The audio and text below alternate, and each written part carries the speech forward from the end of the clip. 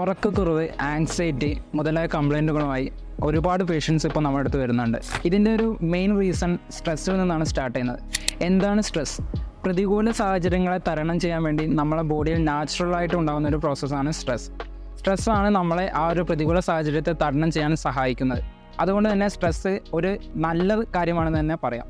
എന്നാൽ ഈ stress continuous ആയിട്ട് നമ്മുടെ ശരീരത്തിൽ നിൽക്കുന്നിടത്തോളം കാലം അത് നെക്സ്റ്റ് ലെവലിലേക്ക്, അതായത് ആങ്സൈറ്റി, ഡിപ്രഷൻ, ഉറക്കമില്ലായ്മ ഇത്തരം കണ്ടീഷനിലേക്കാണ് കൺവേർട്ട് ആവുന്നത്. ഇതിനെ നമ്മൾ വേണ്ട വിധം മാനേജ് ചെയ്തിട്ടില്ലെങ്കിൽ അത് അതിൻ്റെ നെക്സ്റ്റ് ലെവലിലേക്ക് പോയിട്ട് gastric problems, joint pain, metabolic disorders ആയിട്ടുള്ള ഡയബറ്റീസ്, ഹൈപ്പർ ടെൻഷൻ മുതലായ അസുഖങ്ങൾക്കും കാരണമാകുന്നതാണ്. ഇത്തരം അവസ്ഥകളിൽ ആയുർവേദത്തിൽ വളരെ എഫക്റ്റീവായിട്ടുള്ള ചികിത്സാ രീതികൾ പറയുന്നുണ്ട്. ശിരോധാര, ശിരോപിജു, ശിരോ അഭ്യംഗം, ശിരോതളം ഇത്തരത്തിലുള്ള ട്രീറ്റ്മെൻറ്റ്സും കൂടെ നമ്മുടെ യോഗയിലെ പ്രാണായാമ മുതലായിട്ടുള്ള സംഭവങ്ങൾ വളരെ എഫക്റ്റീവായിട്ട് നമുക്ക് ചെയ്യാവുന്നതാണ്.